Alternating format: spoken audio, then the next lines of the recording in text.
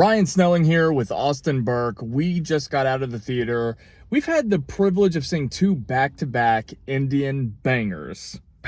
Bangers. We just saw Kill, and my blood is pumping, I guess is the best way to put it. My blood is pumping. I'm excitable. Do you feel the way I feel right now? 100%. I actually didn't know how you felt walking out of that theater. I'm like, I'm trying to read him. I don't know. No, I was all in, on the edge of my seat. I had to use the bathroom for the last 30 minutes of the movie. I could not leave that seat because I was afraid I was going to miss something. I loved that movie. Yeah. Did you not see me like cradling myself? I can't do it now because I'm holding a monopod, but I usually grab my hands and just like move my elbows around like this when I'm trying.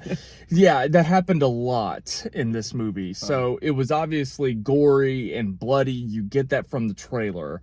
I walked into this movie excited because, to me, unlike Kalki, I thought this was going to be something more conventional, something that we were more used to. How do Indians do John Wick on a train? That's what I described it as. I didn't know that I wasn't going to get conventional. This was unconventional and so un-American. Like, yeah, there were fight scenes, and yeah, I've seen movies on a train, but other than that, it was actually pretty unique and surprising to me. I mean, across the board, surprising decisions. They did things that I did not expect them to do involving characters. I had no clue that was going to happen, this was going to happen. I mean, it was so unconventional there were decisions made here that I don't think we would get in a movie like this in America. I've seen examples, and we don't get stuff like that, right? We've seen action sequences that were maybe a little bit more unique than what we saw in this, but in terms of the style that they were going for and the kills specifically, the amount of blood and gore and sound effects and sound design behind each kill, I thought was magnificent. And just the way it builds, and then you get that title card, 35, 40 minutes into the movie, and that's when I knew, I'm like, oh, we're sitting in something special here. Yeah. This is so different compared to what I expected. I was all in at that point. Yeah, I equated it to John Wick just because it's about a guy who has to go through the 7 layers of hell to get what he wants. John Wick is a revenge story. This movie, most of the time, isn't about revenge. No. It becomes about revenge eventually, and that's all I'm going to say about that.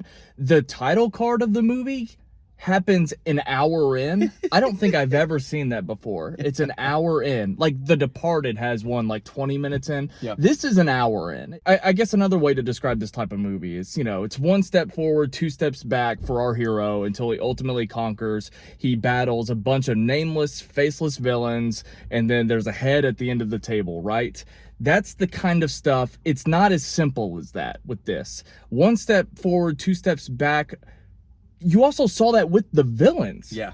The villains had their own scenes where they dealt with their loved ones. We dealt with the villain's conscience. There's one scene in particular that was like a haunted house, and we watched our villains feel emotions. Feel horror. I don't know that I can recall any scene like that. They did such a good job of building them up. I mean, obviously, you want them to fail and you want them all to die, but those sequences where they are feeling those emotions, and specifically one conversation where they talk about the fact that let's not do all of this BS and say that we mean all of these things.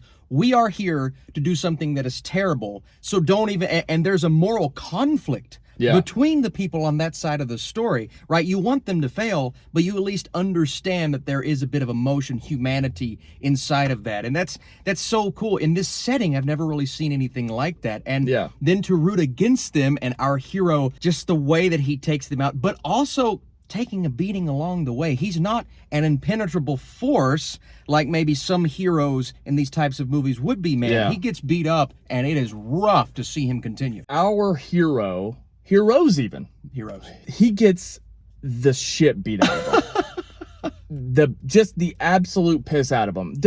They take out guns from the equation for the most part. That doesn't mean that guns aren't in the movie, but they take out guns. They resort to like hammers, blunt objects, knives. We see some epic kills. Brutal. epic kills without guns in this movie. And that's kind of what's nice. I mean, that's another thing about John Wick is, some of these scenes, you're just watching John Wick plow through people with guns. He can deflect bullets with his jacket and then just mow through them. In this movie, it's not as simple as that. So this guy truly has to fight through hell to get to where he's going. And I guess another movie I was thinking about was Snowpiercer. Snowpiercer is sequenced beautifully because every car introduces a different element, and this doesn't have like an A to B direction, if you will. Like they actually use the train in a different way, whereas different people can be in different parts of the train at different times for various reasons. And so that was kind of cool. So it wasn't quite like Snowpiercer either. So every time I tried to nail this down and pin this down, I failed. I was wrong. American movies, we've seen so many of them. You can kind of feel what type of scene you're in. Yes. You can feel like, oh, the bad guy's not going to die here because he has to die later, and you can tell like this is where the hero's going to come out from nowhere and do, like, we can figure that kind of stuff out. This movie never lets that happen because there are some things that are super consequential and they happen just so quick, and they happen a lot sooner than they would in an American movie, or they never happen at all. I mean, we were just constantly trying to figure out what this movie was. Yeah, you can't nail it down, right? Is it John Wick? Is it Bullet Train? Is it, it's a little bit of that, but really none of that at the end of the day, because it really is its own unique thing and unique spin. And I was questioning it about 10 minutes in because we had some romantic sequences where they use music to emotionally manipulate you, and one scene in particular that you and I were kind of laughing at, the ring.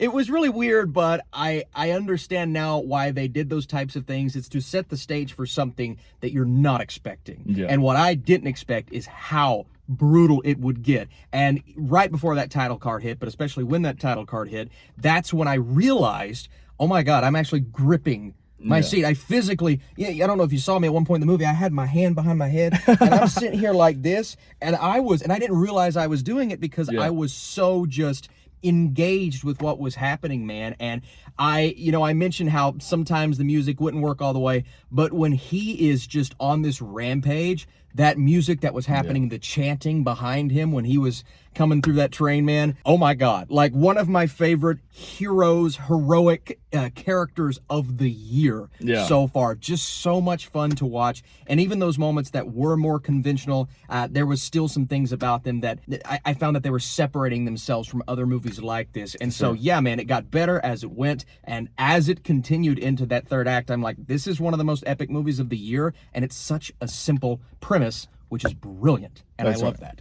We can't shut this off without mentioning the character's name, which was Amrit. Yes.